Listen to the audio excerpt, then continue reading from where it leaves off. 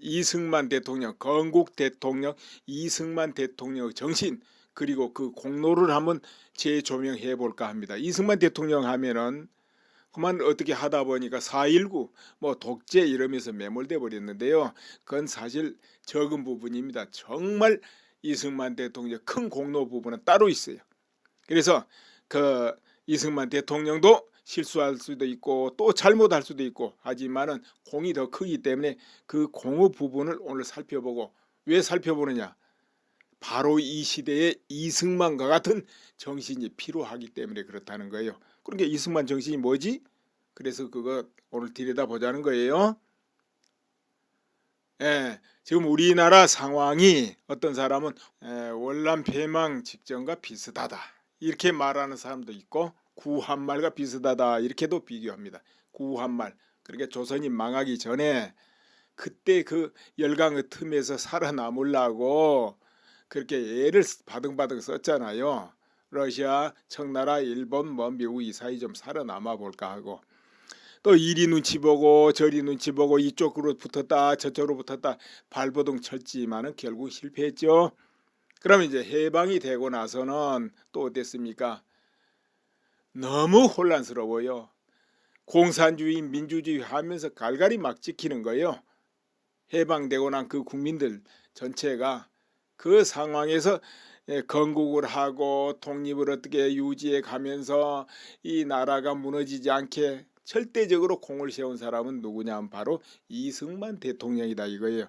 그러니까 지금 우리나라가 그때하고 좀 다르다 해도 한마디로 말하면 여기서 거듭나서 최강 선진국으로 가느냐 아니면 무너지느냐, 이 갈림길에 있다니까. 그러니까 비슷해요. 여기서 이제 제2건국이 필요할 시점이거든요. 그래서 이승만 조명을 해보겠다 이런 이야기입니다. 그리고 요즘 외교 한번 보세요. 외교 어떤가? 지금 당장에 중국의 왕리 외교부장입니다. 삼부를 실천해라 하고는 지금 막 윽박지르잖아요. 뭘 어떻게 삼부를 약속했는지는 이제 내막은 확실치 모르지만은, 그러니까는 사드 배치 이 문제로 그런 거죠. 삼부를 그거 실천 당장 하라는 식이 아니에요. 막 윽박지르잖아요. 뭐 사드 배치가 한국이 잘못하고 죄진 겁니까? 한국은 이 나라 생존 안보를 위해서 사드 배치한 겁니다. 안보는 그 어떤 경우도 양보할 수가 없는 거예요. 그건 마지막이기 때문에. 그거는. 그런데 그 사드 배치하는 거 그걸 가지고 그 난리를 치고 경제 보복을 했어요. 그러면서 중국은 어떤 행위를 했느냐, 바로 북한의 핵을 지원하고 지지하고 방조했다는 것이죠. 그럼 사드 배치 안 하게 하려면 북한 핵을 막으면 될 거 아니에요. 그렇지는 않았어요. 그러니 사드는 배치하지 말라 이거야. 중국 영공을 살피니까 싫다 이거죠. 그렇다면 중국은 어떻게 합니까? 한국 영공 샅샅이 레이더로 살피고 있습니다. 걔네들은 또 600기가 넘는 미사일이 바로 한국을 노리고 있습니다. 중국의 미사일이. 자, 그거는 한국에서 입도 못 대요. 근데 저쪽에서는 한국 살아남겠다고 하는 것도 못하게 한다 이거죠. 그리고 경제 제재. 그럼 한국은 어떻게 해야 되겠어요? 경제 제재하면 같이 해야 되는 거예요. 미국, 일본하고 힘을 합해서 경제 제재 같이 하면 되는 거예요. 꿀릴 게 뭐가 있는가요? 약간 어려운 건 또 그때는 참아야지. 그러면 아무 어려움도 없이 한다? 예를 들어서 싸우는데 한 대도 안 맞고 싸우려고? 그래가지고 싸우면 되겠어요? 시작도 물론 못하지. 그런 거는 경제 제재 같이 하면 되는 거예요.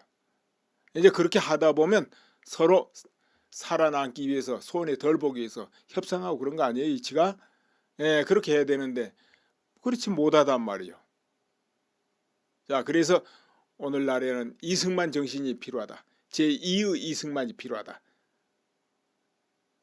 그래서 이제 말씀드리려고 합니다. 그래서 이제 미국하고도 어떻게 외교를 했는가 내가 이제 말씀드릴 거예요. 미국하고도 동등하게 하고 오히려 미국 멱을 자꾸 끌고 다녔어요. 이승만은 끌고 다녔어요. 미국을 막 거기 꿀려가지고 이것 좀 해주시오 저것 좀 해주시오 막 사정 통사정 안 했다니까요. 그러면 언뜻 들어보면 미국하고 충돌을 하고 막 적대시하고 막 그랬으니까 잘했다는 건가 이렇게 생각할 수 있겠죠. 그게 아니에요.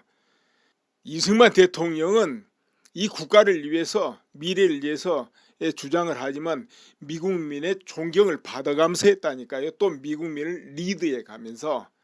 그렇기 때문에 미국 사람들이 이승만 대통령이 좀 거꾸로 와도 신뢰를 하고 믿고 이렇게 하면서 이 애교가 이루어졌다는 것이죠. 흔히 말하면 저거 못 믿을 놈, 저거하고 정상회담에 소용없어, 저건 빼놔야 돼, 이런 차원이 아니었다니까요. 그렇다고 해서 이승만이 무슨 강대국 대통령입니까?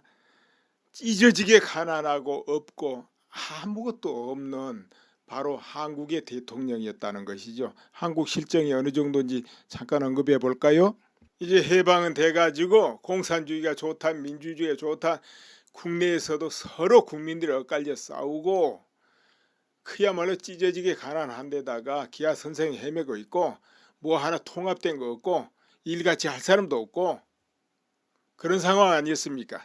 그때 한국민의 80% 90%가 언문 한글을 몰랐습니다. 쓰고 볼 줄을 몰랐어요. 읽을 줄 몰랐어요. 상상할 수도 없어요. 지금 같으면은. 그래서 이승만 대통령이 교육 해가지고 그래도 의무교육 만들었습니다. 그 와중에도 의무교육. 한글을 몰랐다니까. 그러니까 뭐 일을 하려도 누구하고 손잡고 할 사람이 없었다 그 말이에요. 그 당시.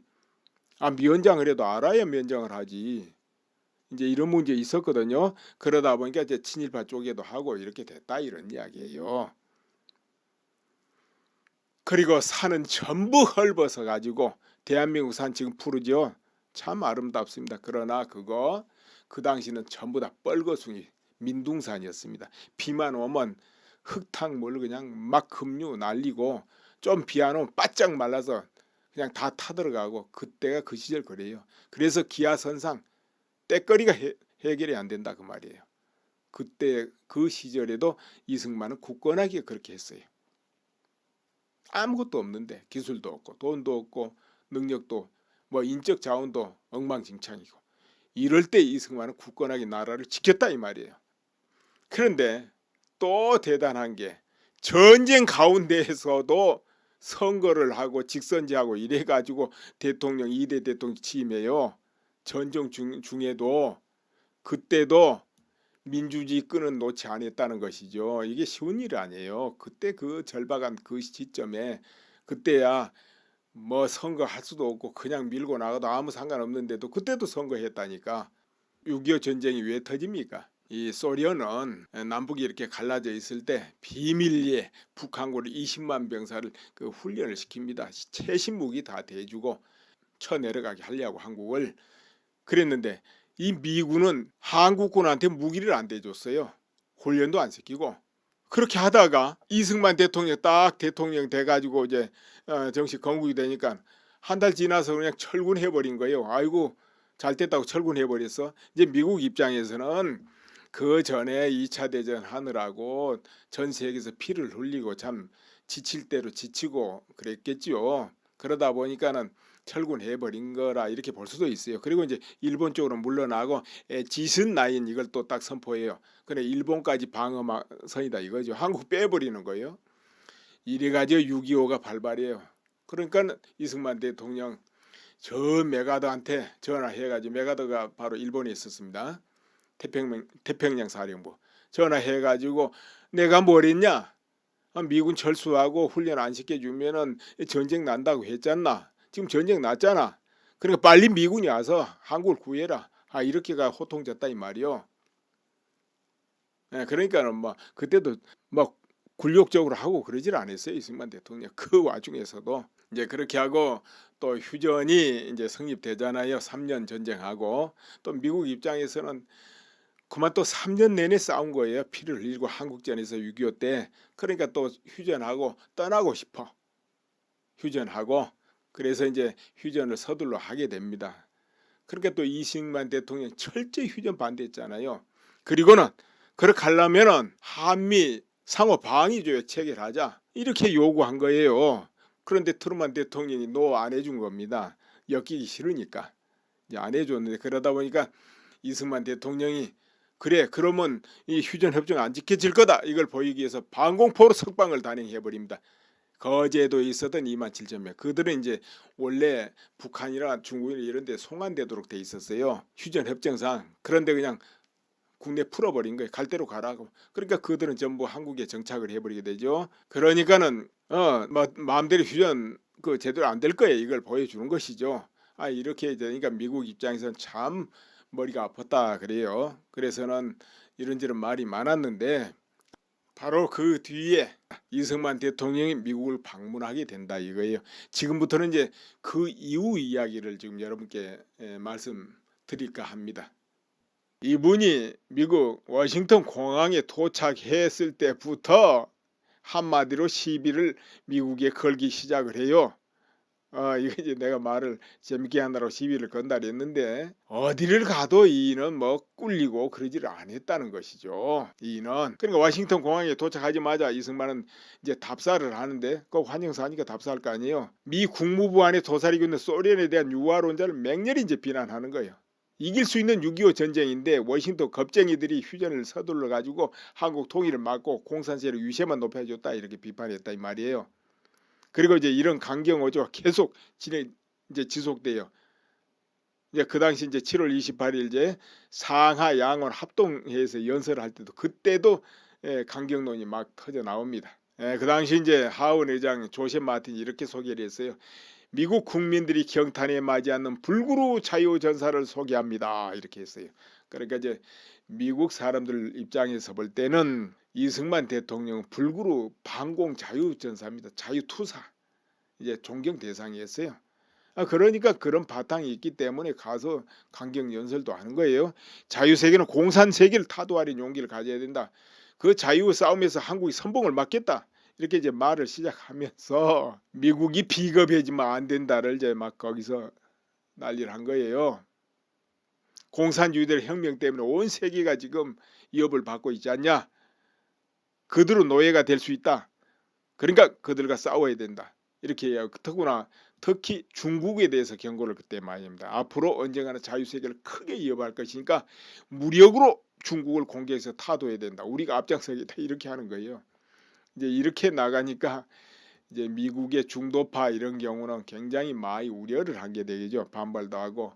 그렇잖아요. 두 번 전쟁에 지칠 대로 지쳤는데 또 중국을 가서 쳐들어가야 된다라니까는 아주 그럴 만도 하죠. 그래도 그 나머지는 모두 절실하게 공감되고 또 같이 미국과 한국이 같이 손을 잡고 피를 흘리고 싸운 그거에 대해서도 치하를 하고 미국인의 자유를 위한 그 용기 이런 것을 취하고 뭐 이렇게 했기 때문에 연설도니까 33회 뜨거운 박수를 받고 그리고 저 뒤에 방청객들까지 모두 기립박수를 막 여러 번 받았다 이거지요. 그러니까 이제 대다수 미국인들 모든 국민들 가슴에 이승만 연설은 완전히 탁 제대로 어필됐다는 것이죠. 이승만 대통령이 또 웅변을 잘했답니다. 거기다 영어에 또 얼마나 능통합니까? 그러니까는 팍팍 그게 다 치워와서 이제 강경하긴 했어도 어찌 됐든 다른 부분에는 완전히 일치됐기 때문에 그렇게 하면서 그러니까 한국에 원조를 해라 이거예요. 한국군을 강화시켜야 된다.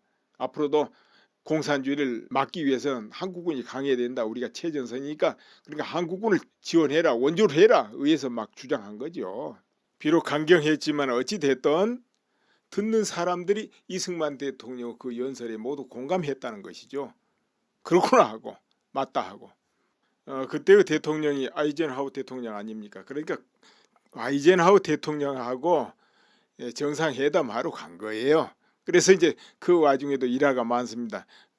두 사람이 많이 다퉜어요. 아이젠하워 대통령은 저 과거는 과거고 지금은 공산주의자들하고 싸우려면 한국과 일본이 국교 정상을 꼭 해야 되니까 그것을 하라 하고 이승만 대통령 자신이 대통령으로 있는 한은 일본과는 안 돼 이렇게 상종 안 한다 이렇게 돼버린 거예요. 그러니까는 뭐 화가 나가지고 아이젠하워가 뭐 옆방으로 가버리기도 했다는 거죠. 근데 이승만 또 대놓고 고얀 사람이라 또 화를 내고 그랬더니 막 대놓고 화내고 그랬는가 봅니다. 자 그래도 이제 아이젠하워가 화를 풀고 들어와가지고 그래 그거 문제는 그럼 좀 보류하고 다른 문제 토의하자 이러니까 이승만 대통령이 나 지금 외신기자 클럽에 연설하러 가야 돼 하고는 그냥 나와버렸다는 거죠. 이 정도였어요. 이렇다고 해서 뭐 미국하고 막 등이 져버리고 그렇지는 않아요. 왜 그러냐면 이제 이승만 대통령이 그 정도 해도 될 만큼 뭔가 있었어요. 그러니까 미국인의 존경을 좀 받고 있고 또 미국의 모든 종교 세력의 또 지지도 받고 또 워낙에 이제 반공투사로 그런 입장이 있기 때문에 미국인들이 볼 때 왜 공감을 했냐면 당연하거든요. 자기 나라를 지키기 위해서 또 자유 세계를 지키기 위해서 그래야 된다. 이걸 누가 부정하겠습니까? 미국 입장에서도 할 수만 있다면 가서 중국을 정벌해버리고 토벌해버리고 공격하고 싶지요. 그게 안 돼서 못하는 것이지. 그러니까 이제 이승만 대통령의 주장은 절대적으로 다 옳다는 걸 미국 전체 국민들이 다 인정하는 거고 또 정치계에서도 받아들여 인정하는 거예요.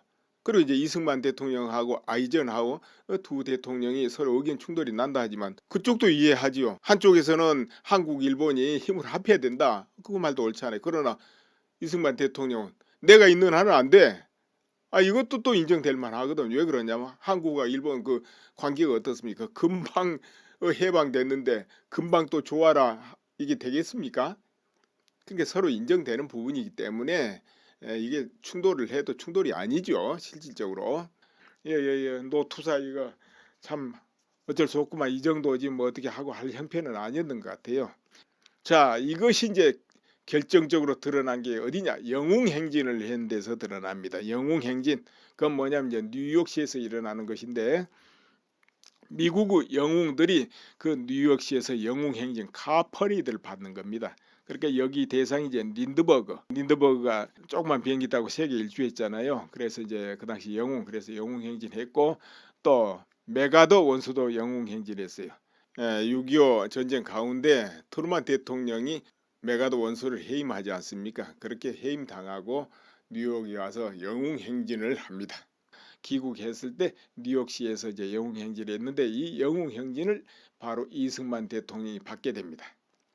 근데 이 영웅행진을 하게 되면은 뉴욕에 영웅행진을 하게 되면 연도에 100만이 넘는 이런 인파들이 나와서 대환영을 하고 그리고 높은 빌딩에서는 꽃비가 내리고 색종이 막 뿌려지죠. 그 속을 카페레이드 하는 겁니다. 그 앞에는 3군 군악대가 또 인도하고 그렇게 이제 하는 것이 영웅행진이다. 이런 것이 영웅들만 하는 행진이다. 이런 이야기입니다. 그 말은 뭐냐면 미국 시민들이 볼 때도 이승만 대통령 영웅이었다 이거예요. 자, 그리고 이제 뉴욕 시청에 도착하니까 또 벤프리트 장군이 기다리고 있다가 또 환영사랍니다. 벤프리트 장군은 누구입니까? 바로 6.25 전쟁 그 연합군을 이끌었던 사령관 아닙니까?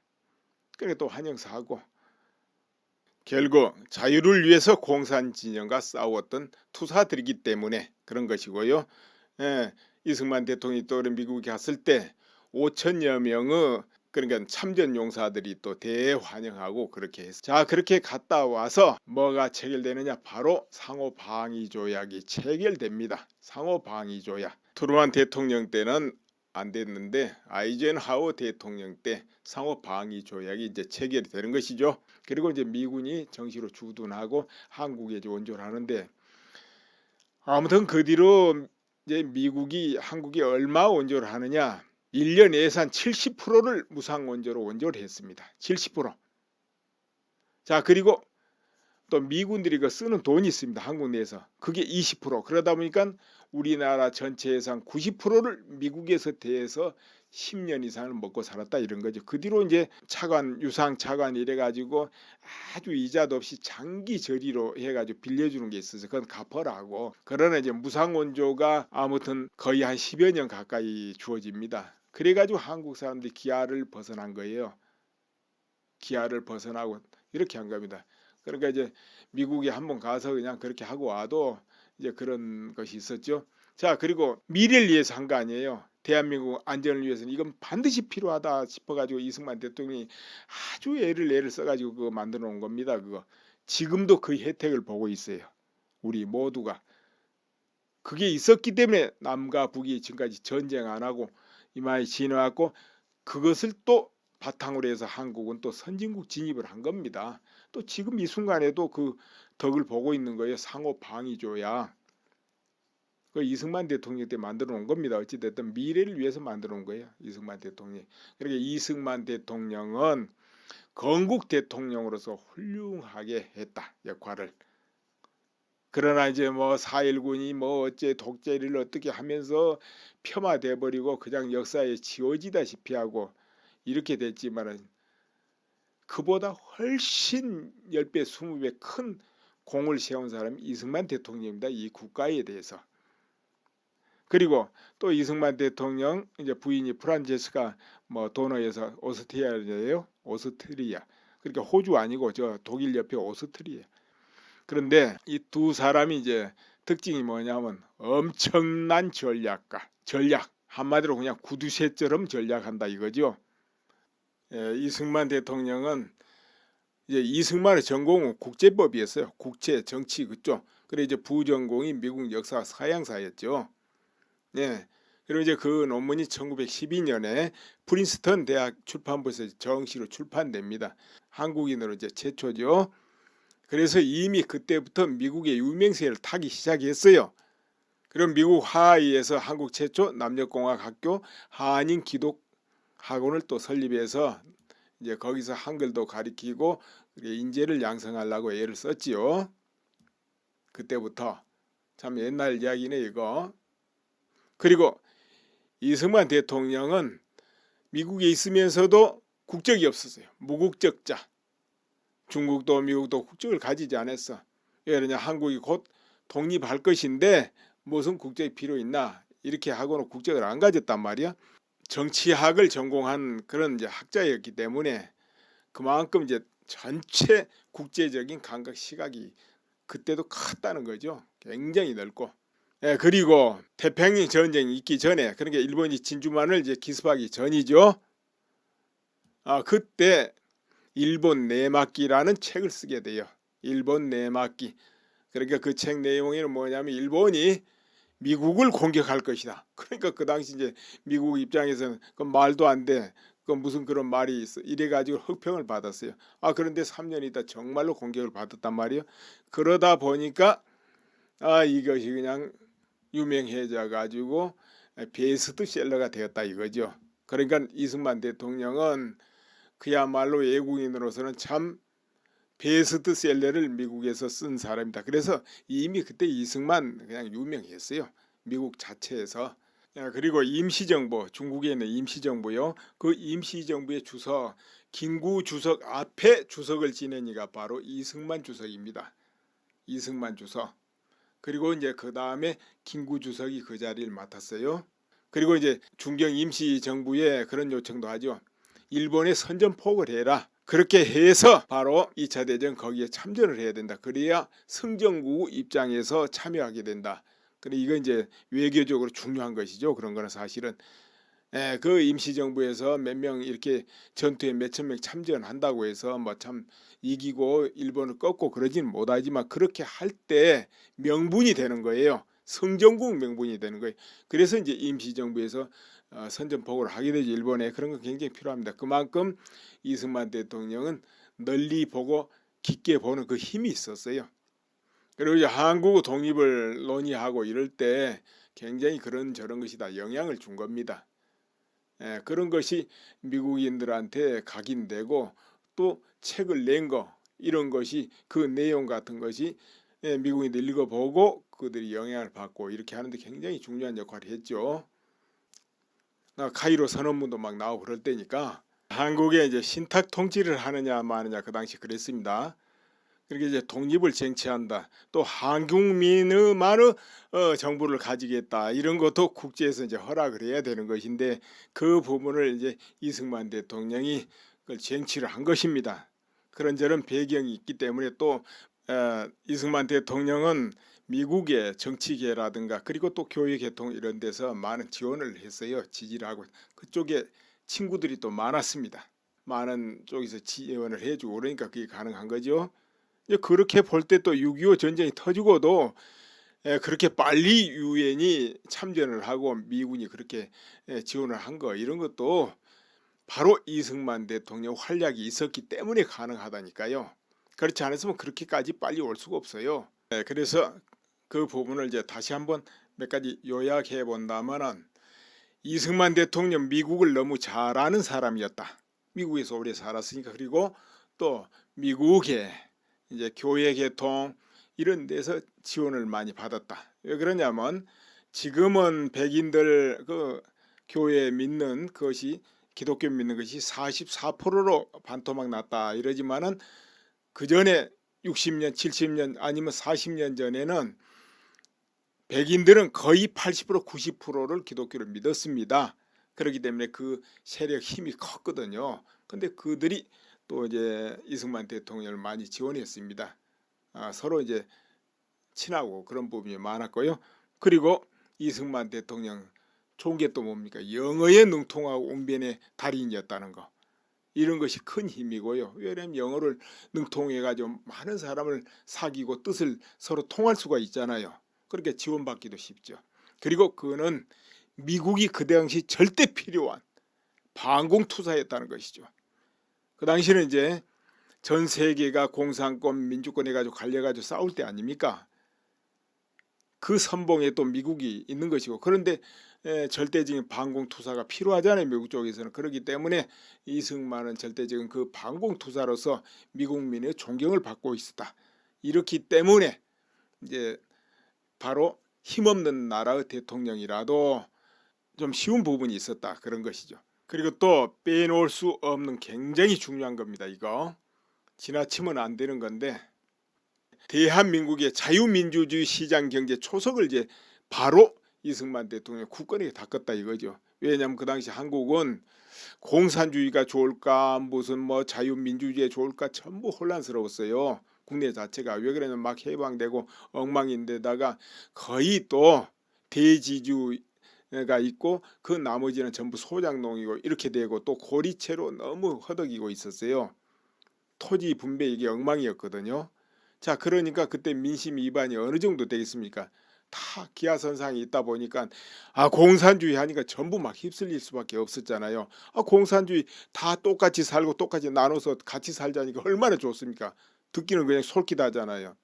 그러나 이제 이승만 대통령 그건 절대 아니다는 그 견해가 분명했거든요. 그래가지고 대한민국이라도 자유주의 경제 시장 경제 체제로서 나라를 건국해야 된다, 이런 그 신념이 강했다는 거죠.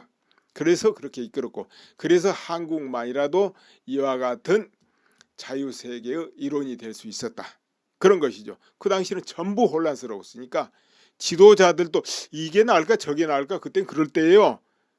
지금은 공산주의 그때 그래가지고 망했지 나왔지만 그 당시는 안 나왔거든요. 그게 한편으로 좀 매력이 있었다니까요.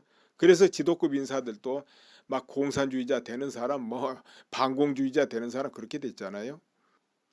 그리고 이제 장관이나 강요 이런 내각을 편중하지 않고 되도록이면 이제 통합적으로 하려고 애를 썼어요. 초당파적이랄까. 막 그냥 그 독재하니까 막 한쪽으로 치우치고 그런 거 아니에요. 그 혼란스러울 때 사실은 막 어떻게 보면 독재로 막 끌고 가도 될뚱말뚱한 그 시절입니다. 엉망이니까. 또 우리 국민들 수준이 무슨 자유민주 그런데 훈련이 돼 있습니까? 그때 전혀 안 돼 있죠. 그런데도 그래도 그는 이제 강요 내각 등등 모든 걸 편중 안 하고 통합적으로 하려고 애를 썼어요. 그 시대치고는 굉장히 애를 쓴 겁니다. 이제 그러다 보니 그 안에 이제 친일파도 있고 그래요. 왜 그러냐면 다 뭐 친일파 해가지고 그 당시 똑똑하고 좀 공부 좀 한 사람 뭔가 일본하고 연관 없는 사람 없는데 전부 제거해버리면 나라 다스릴 사람이 없잖아요. 하다 미연장할 사람도 없는데.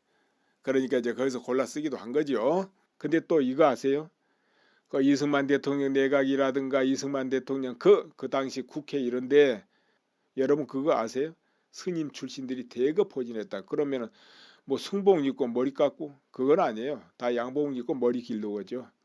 이제 그 당시는 이제 일본 불교에 영향 받아가지고 한국에 이제 대처성이 많았습니다. 근데 이승만 대통령은 기독교인이란 말이야.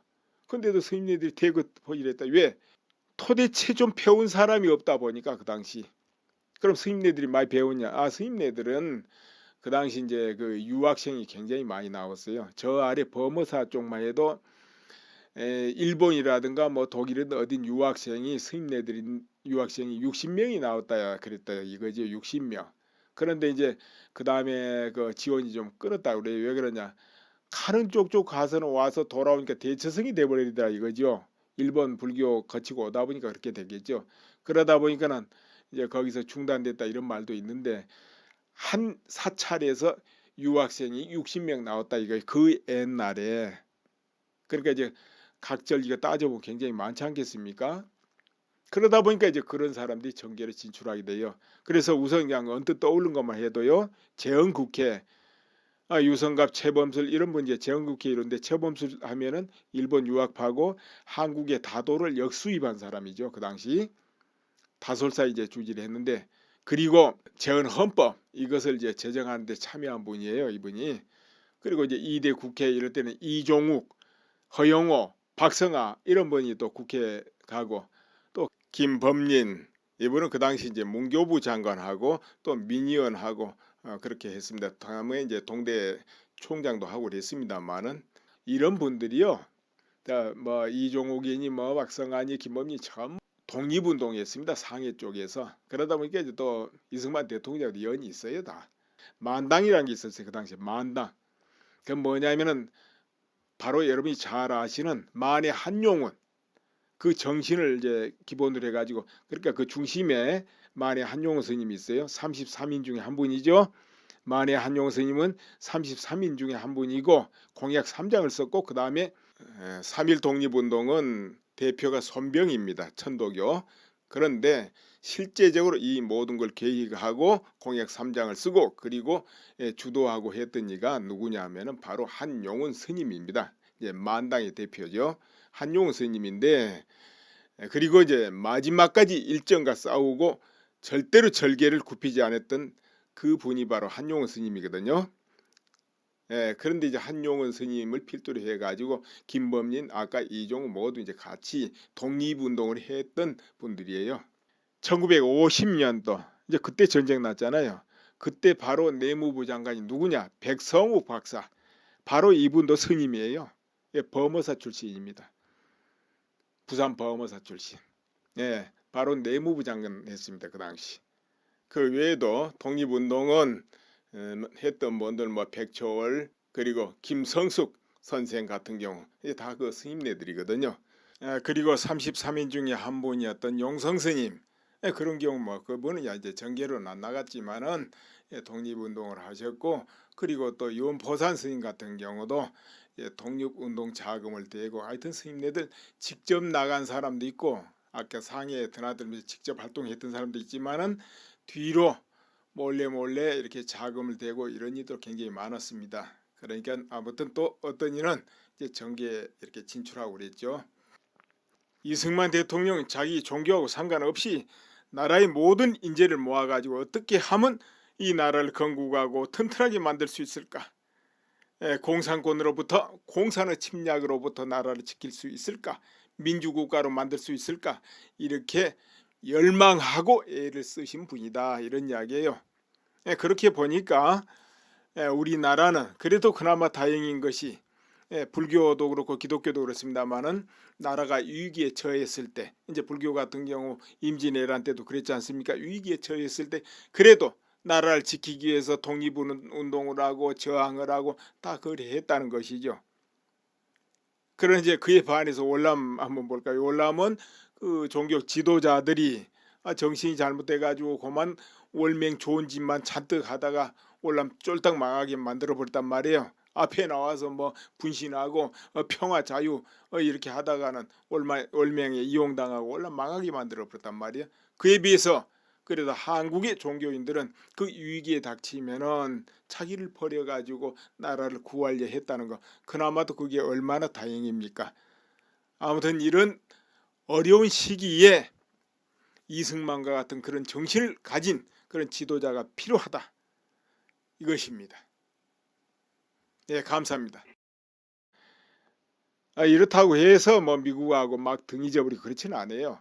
왜 그러냐면 이제 이승만 대통령이 그 정도 해도 될 만큼 뭔가 있었어요. 그러니까 미국인의 존경을 좀 받고 있고 또 미국의 모든 종교 세력의 또 지지도 받고 또 워낙에 이제 반공투사로 그런 입장이 있기 때문에 미국인들이 볼 때 왜 공감을 했냐면 당연하거든요. 자기 나라를 지키기 위해서 또 자유 세계를 지키기 위해서 그래야 된다. 이걸 누가 부정하겠습니까? 미국 입장에서도 할 수만 있다면 가서 중국을 정벌해버리고 토벌해버리고 공격하고 싶지요. 그게 안 돼서 못하는 것이지. 그러니까 이제 이승만 대통령의 주장은 절대적으로 다 옳다는 걸 미국 전체 국민들이 다 인정하는 거고 또 정치계에서도 받아들여 인정하는 거예요. 그리고 이제 이승만 대통령하고 아이젠하워 두 대통령이 서로 의견 충돌이 난다 하지만 그쪽도 이해하지요. 한쪽에서는 한국, 일본이 힘을 합해야 된다. 그 말도 옳잖아요. 그러나 이승만 대통령은 내가 있는 한은 안 돼. 이것도 또 인정될 만하거든. 왜 그러냐면 한국과 일본 그 관계가 어떻습니까? 금방 해방됐는데 금방 또 좋아라 이게 되겠습니까? 그러니까 서로 인정되는 부분이기 때문에 이게 충돌을 해도 충돌이 아니죠. 실질적으로. 예. 노투사 이거 참 어쩔 수 없구만. 이 정도지 뭐 어떻게 하고 할 형편은 아니었는 것 같아요. 자, 이것이 이제 결정적으로 드러난 게 어디냐? 영웅행진을 한 데서 드러납니다. 영웅행진. 그건 뭐냐면 이제 뉴욕시에서 일어나는 것인데 미국 영웅들이 그 뉴욕시에서 영웅행진 카퍼리드를 받는 겁니다. 그러니까 여기 대상이 이제 린드버그가 조그만 비행기 타고 세계 일주했잖아요. 그래서 이제 그 당시 영웅, 그래서 영웅행진했고 또 메가더 원수도 영웅행진했어요. 6.25 전쟁 가운데 트루만 대통령이 메가더 원수를 해임하지 않습니까? 그렇게 해임당하고 뉴욕에 와서 영웅행진을 합니다. 귀국했을 때 뉴욕시에서 이제 영웅행진을 했는데 이 영웅행진을 바로 이승만 대통령이 받게 됩니다. 근데 이 영웅행진을 하게 되면은 뉴욕에 영웅행진을 하게 되면 연도에 100만이 넘는 이런 인파들이 나와서 대환영을 하고 그리고 높은 빌딩에서는 꽃비가 내리고 색종이 막 뿌려지죠. 그 속을 카페르데 하는 겁니다. 그 앞에는 3군 군악대가 또 인도하고 그렇게 이제 하는 것이 영웅행진이다. 이런 것이 영웅들만 하는 행진이다. 이런 이야기입니다. 그 말은 뭐냐면 미국 시민들이 볼 때도 이승만 대통령 영웅이었다 이거예요. 자, 그리고 이제 뉴욕 시청에 도착하니까 또 벤프리트 장군이 기다리기 이제 이승만의 전공은 국제법이었어요. 국제 정치 그쪽. 그래 이제 부전공이 미국 역사 서양사였죠. 네. 그리고 이제 그 논문이 1912년에 프린스턴 대학 출판부에서 정시로 출판됩니다. 한국인으로 이제 최초죠. 그래서 이미 그때부터 미국의 유명세를 타기 시작했어요. 그럼 미국 하와이에서 한국 최초 남녀공학학교 한인 기독 학원을 또 설립해서 이제 거기서 한글도 가리키고 인재를 양성하려고 애를 썼지요. 그때부터 참 옛날 이야기네 이거. 그리고 이승만 대통령은 미국에 있으면서도 국적이 없었어요. 무국적자. 중국도 미국도 국적을 가지지 않았어. 왜 그러냐? 한국이 곧 독립할 것인데 무슨 국적이 필요 있나? 이렇게 하고는 국적을 안 가졌단 말이야. 정치학을 전공한 그런 이제 학자였기 때문에 그만큼 이제 전체 국제적인 감각 시각이 그때도 컸다는 거죠. 굉장히 넓고. 그리고 태평양 전쟁이 있기 전에 그러니까 일본이 진주만을 이제 기습하기 전이죠. 그때 일본 내막기라는 책을 쓰게 돼요. 일본 내막기. 그러니까 그 책 내용에는 뭐냐면 일본이 미국을 공격할 것이다. 그러니까 그 당시 이제 미국 입장에서는 그 말도 안 돼. 그 무슨 그런 말이 있어. 이래가지고 흑평을 받았어요. 그런데 3년 있다 정말로 공격을 받았단 말이에요. 그러다 보니까 이것이 그냥 유명해져 가지고 베스트셀러가 되었다 이거죠. 그러니까 이승만 대통령은 그야말로 외국인으로서는 참 베스트셀러를 미국에서 쓴 사람이다. 그래서 이미 그때 이승만 그냥 유명했어요. 미국 자체에서. 그리고 임시정부, 중국에 있는 임시정부요. 그 임시정부의 주석, 김구 주석 앞에 주석을 지낸 이가 바로 이승만 주석입니다. 이승만 주석. 그리고 이제 그 다음에 김구 주석이 그 자리를 맡았어요. 그리고 이제 중경 임시정부에 그런 요청도 하죠. 일본에 선전포고를 해라. 그렇게 해서 바로 2차 대전 거기에 참전을 해야 된다. 그래야 승전국 입장에서 참여하게 된다. 근데 이건 이제 외교적으로 중요한 것이죠. 그런 거는 사실은 그 임시정부에서 몇 명 이렇게 전투에 몇천 명 참전한다고 해서 뭐 참 이기고 일본을 꺾고 그러지는 못하지만 그렇게 할 때 명분이 되는 거예요. 성정국 명분이 되는 거예요. 그래서 이제 임시정부에서 선전포고를 하게 되죠. 일본에. 그런 거 굉장히 필요합니다. 그만큼 이승만 대통령은 널리 보고 깊게 보는 그 힘이 있었어요. 그리고 이제 한국 독립을 논의하고 이럴 때 굉장히 그런 저런 것이 다 영향을 준 겁니다. 그런 것이 미국인들한테 각인되고 또 선전포고를 하게 되죠. 일본에. 그런 거 굉장히 필요합니다. 그만큼 이승만 대통령은 널리 보고 깊게 보는 그 힘이 있었어요. 그리고 이제 한국 독립을 논의하고 이럴 때 굉장히 그런 저런 것이 다 영향을 준 겁니다. 그런 것이 미국인들한테 각인되고 또 책을 낸 거 이런 것이 그 내용 같은 것이 미국인들 읽어보고 그들이 영향을 받고 이렇게 하는데 굉장히 중요한 역할을 했죠. 카이로 선언문도 막 나오고 그럴 때니까 한국에 이제 신탁 통치를 하느냐 마느냐 그 당시 그랬습니다.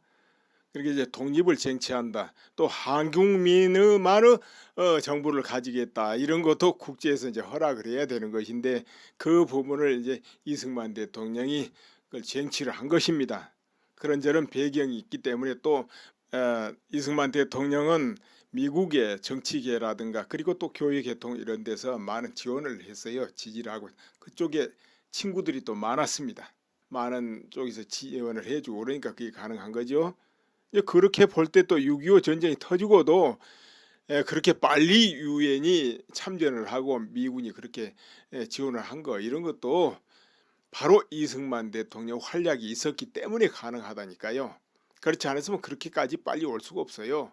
그래서 그 부분을 이제 다시 한번 몇 가지 요약해 본다면은 이승만 대통령 미국을 너무 잘 아는 사람이었다. 미국에서 오래 살았으니까. 그리고 또 미국의 이제 교회 계통 이런 데서 지원을 많이 받았다. 왜 그러냐면 지금은 백인들 그 교회 믿는 것이 기독교 믿는 것이 44%로 반토막 났다 이러지만은 그 전에 60년, 70년 아니면 40년 전에는 백인들은 거의 80%, 90%를 기독교를 믿었습니다. 그렇기 때문에 그 세력 힘이 컸거든요. 근데 그들이 또 이제 이승만 대통령을 많이 지원했습니다. 서로 이제 친하고 그런 부분이 많았고요. 그리고 이승만 대통령 좋은 게 또 뭡니까? 영어에 능통하고 웅변의 달인이었다는 거. 이런 것이 큰 힘이고요. 왜냐하면 영어를 능통해가지고 많은 사람을 사귀고 뜻을 서로 통할 수가 있잖아요. 그렇게 지원받기도 쉽죠. 그리고 그는 미국이 그 당시 절대 필요한 반공투사였다는 것이죠. 그 당시는 이제 전 세계가 공산권, 민주권 해가지고 갈려가지고 싸울 때 아닙니까? 그 선봉에 또 미국이 있는 것이고 그런데 절대적인 반공투사가 필요하잖아요. 미국 쪽에서는. 그렇기 때문에 이승만은 절대적인 그 반공투사로서 미국민의 존경을 받고 있었다. 이렇기 때문에 이제 바로 힘없는 나라의 대통령이라도 좀 쉬운 부분이 있었다. 엉망이니까 또 우리 국민들 수준이 무슨 자유민주 그런데 훈련이 돼 있습니까? 그때 전혀 안 돼 있죠. 그런데도 그래도 그는 이제 강요 내각 등등 모든 걸 편중 안 하고 통합적으로 하려고 애를 썼어요. 그 시대치고는 굉장히 애를 쓴 겁니다. 그러다 보니 그 안에 이제 친일파도 있고 그래요. 왜 그러냐면 다 뭐 친일파 해가지고 그 당시 똑똑하고 좀 공부 좀 한 사람 뭔가 일본하고 연관 없는 사람 없는데 전부 제거해버리면 나라 다스릴 사람이 없잖아요. 하다 미연장할 사람도 없는데. 그러니까 이제 거기서 골라 쓰기도 한 거죠. 근데 또 이거 아세요? 그 이승만 대통령 내각이라든가 이승만 대통령 그 당시 국회 이런데 여러분 그거 아세요? 스님 출신들이 대거 포진했다. 그러면은 뭐 승복 입고 머리 깎고 그건 아니에요. 다 양복 입고 머리 길러 오죠. 이제 그 당시는 이제 일본 불교에 영향 받아가지고 한국에 이제 대처성이 많았습니다. 근데 이승만 대통령은 기독교인이란 말이야. 근데도 스님들이 대거 포진했다. 왜? 도대체 좀 배운 사람이 없다 보니까 그 당시. 그럼 스님네들이 많이 배웠냐? 스님네들은 그 당시 이제 그 유학생이 굉장히 많이 나왔어요. 저 아래 버머사 쪽만 해도 일본이라든가 뭐 독일이든 어딘 유학생이 스님네들이 유학생이 60명이 나왔다 그랬다 이거죠. 60명. 그런데 이제 그 다음에 그 지원이 좀 끊었다 그래요. 왜 그러냐? 가는 쪽쪽 가서는 와서 돌아오니까 대처성이 돼버리더라 이거죠. 일본 불교 거치고 오다 보니까 그렇게 되겠죠. 그러다 보니까는 이제 거기서 중단됐다 이런 말도 있는데 한 사찰에서 유학생이 60명 나왔다 이거 그 옛날에. 그러니까 이제 각절 이거 따져보면 굉장히 많지 않겠습니까? 그러다 보니까 이제 그런 사람들이 정계를 진출하게 돼요. 그래서 우선 그냥 언뜻 떠오른 것만 해도요. 재헌국회, 유성갑, 최범술 이런 분 이제 재헌국회 이런데 최범술 하면은 일본 유학파고 한국의 다도를 역수입한 사람이죠. 그 당시 다솔사 이제 주지를 했는데 그리고 재헌헌법 이것을 이제 제정하는데 참여한 분이에요. 이분이. 그리고 이제 2대 국회 이럴 때는 이종욱, 허영호, 박성아 이런 분이 또 국회 가고 또 김범린 이분은 그 당시 이제 문교부 장관하고 또 민의원하고 그렇게 했습니다. 다음에 이제 동대 총장도 하고 그랬습니다만은 이런 분들이요. 뭐 이종욱이니 뭐 박성아니 김범리 처음 독립운동했습니다. 상해 쪽에서. 그러다 보니까 이제 또 이승만 대통령하고 연이 있어요. 다. 만당이라는 게 있었어요. 그 당시에 만당. 그 뭐냐면은 바로 여러분이 잘 아시는 만의 한용운 그 정신을 이제 기본으로 해가지고 그러니까 그 중심에 만의 한용운 스님이 있어요. 33인 중에 한 분이죠. 만의 한용운 스님은 33인 중에 한 분이고 공약 3장 재헌국회 유성갑, 최범술 이런 분 이제 재헌국회 이런데 최범술 하면은 일본 유학파고 한국의 다도를 역수입한 사람이죠. 그 당시 다솔사 이제 주지를 했는데 그리고 재헌헌법 이것을 이제 제정하는데 참여한 분이에요. 이분이. 그리고 이제 2대 국회 이럴 때는 이종욱, 허영호, 박성아 이런 분이 또 국회 가고 또 김범린 이분은 그 당시 이제 문교부 장관하고 또 민의원하고 그렇게 했습니다. 다음에 이제 동대 총장도 하고 그랬습니다만은 이런 분들이요. 뭐 이종욱이니 뭐 박성아니 김범리 처음 독립운동했습니다. 상해 쪽에서. 그러다 보니까 이제 또 이승만 대통령하고 연이 있어요. 다. 만당이라는 게 있었어요. 그 당시에 만당. 그 뭐냐면은 바로 여러분이 잘 아시는 만의 한용운 그 정신을 이제 기본으로 해가지고 그러니까 그 중심에 만의 한용운 스님이 있어요. 33인 중에 한 분이죠. 만의 한용운 스님은 33인 중에 한 분이고 공약 3장을 썼고 그 다음에 3.1 독립운동은 대표가 손병입니다. 천도교. 그런데 실제적으로 이 모든 걸 계획하고 공약 3장을 쓰고 그리고 주도하고 했던 이가 누구냐 하면은 바로 한용운 스님입니다. 이제 만당의 대표죠. 한용운 스님인데 그리고 이제 마지막까지 일정과 싸우고 절대로 절개를 굽히지 않았던 그 분이 바로 한용운 스님이거든요. 그런데 이제 한용운 스님을 필두로 해가지고 김범린, 아까 이종욱 모두 이제 같이 독립운동을 했던 분들이에요. 1950년도 이제 그때 전쟁 났잖아요. 그때 바로 내무부 장관이 누구냐? 백성욱 박사. 바로 이분도 스님이에요. 범어사 출신입니다. 부산 범어사 출신. 바로 내무부 장관 했습니다. 그 당시.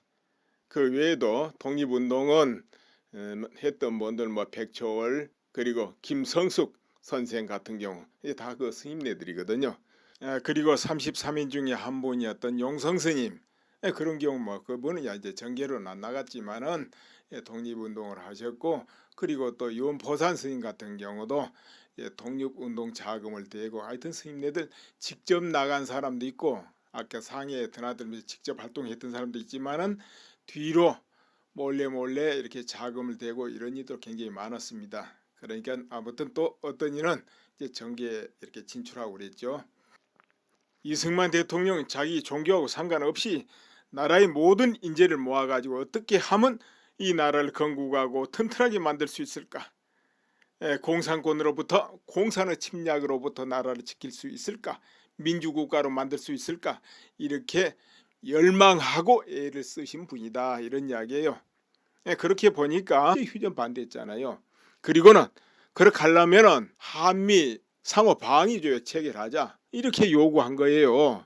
그런데 트루만 대통령이 노 안 해준 겁니다.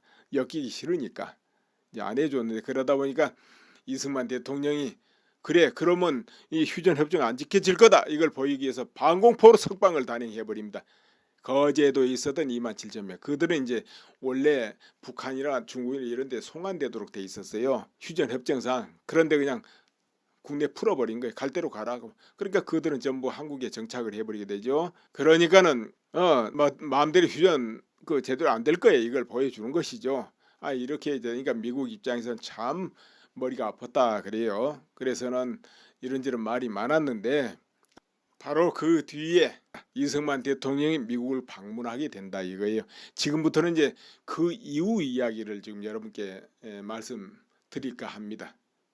이분이 미국 워싱턴 공항에 도착했을 때부터 한마디로 시비를 미국에 걸기 시작을 해요. 이거 이제 내가 말을 재밌게 하느라고 시비를 건다 그랬는데 어디를 가도 이는 뭐 꿀리고 그러지를 않았다는 것이죠. 이는 그러니까 워싱턴 공항에 도착하자마자 이승만은 이제 답사를 하는데 꼭 환영사 하니까 답사할 거 아니에요. 미 국무부 안에 도사리고 있는 소련에 대한 유화론자를 맹렬히 이제 비난하는 거예요. 이길 수 있는 6.25 전쟁인데 워싱턴 겁쟁이들이 휴전을 서둘러 가지고 한국 통일을 막고 공산세력 유세만 높여줬다 이렇게 비판했다 이 말이에요. 그리고 이제 이런 강경 어조가 계속 이제 지속돼요. 이제 그 당시 이제 7월 28일 이제 상하 양원 합동회에서 연설을 할 때도 그때도 강경론이 막 터져 나옵니다. 그 당시 이제 하원 의장 조셉 마틴이 이렇게 소개를 했어요.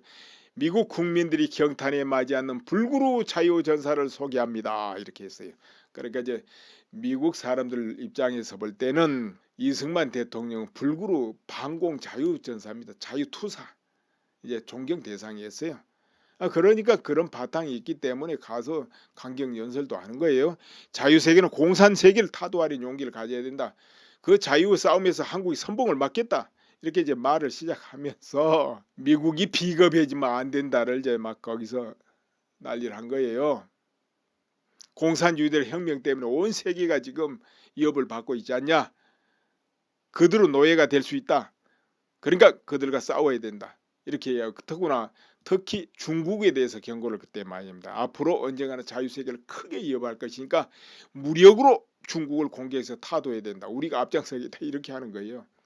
이제 이렇게 나가니까 이제 미국의 중도파 이런 경우는 굉장히 많이 우려를 하게 되겠죠. 반발도 하고. 그렇잖아요. 두 번 전쟁에 지칠 대로 지쳤다. 그들은 노예가 될 수 있다. 그러니까 그들과 싸워야 된다. 이렇게 해요. 더구나 특히 중국에 대해서 경고를 그때 많이 합니다. 앞으로 언젠가는 자유세계를 크게 위협할 것이니까 무력으로 중국을 공격해서 타도해야 된다. 우리가 앞장서겠다. 이렇게 하는 거예요. 이제 이렇게 나가니까 이제 미국의 중도파 이런 경우는 굉장히 많이 우려를 하게 되겠죠. 반발도 하고.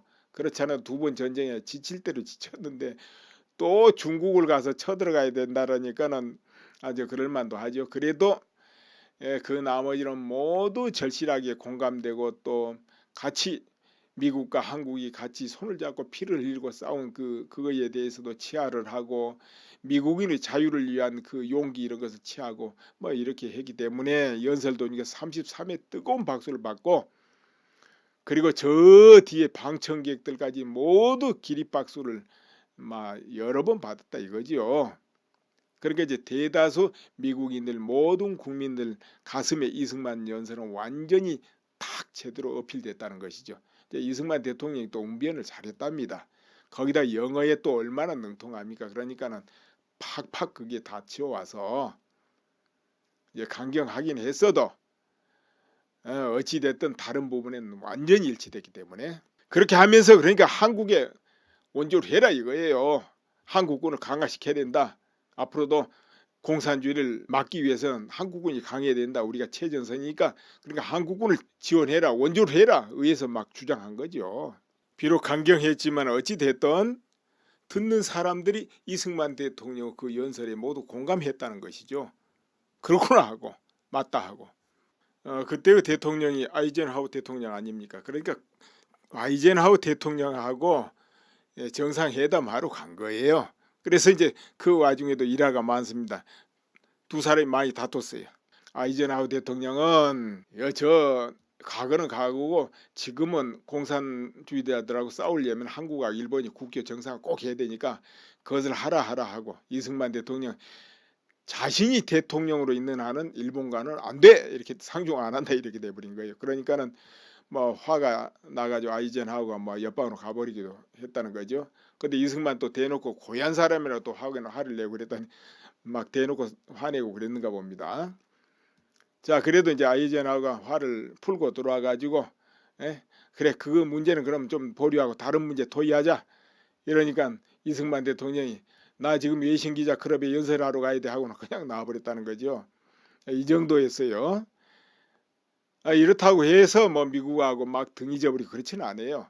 왜 그러냐면 이제 이승만 대통령이 그 정도 해도 될 만큼 뭔가 있었어요. 그리고 그렇잖아요. 두 번 전쟁에 지칠 대로 지쳤는데 또 중국을 가서 쳐들어가야 된다라니까는 아주 그럴만도 하죠. 그래도 그 나머지는 모두 절실하게 공감되고 또 같이 미국과 한국이 같이 손을 잡고 피를 흘리고 싸운 그거에 대해서도 치하를 하고 미국인의 자유를 위한 그 용기 이런 것을 취하고 뭐 이렇게 했기 때문에 연설도니까 33회 뜨거운 박수를 받고 그리고 저 뒤에 방청객들까지 모두 기립박수를 막 여러 번 받았다 이거지요.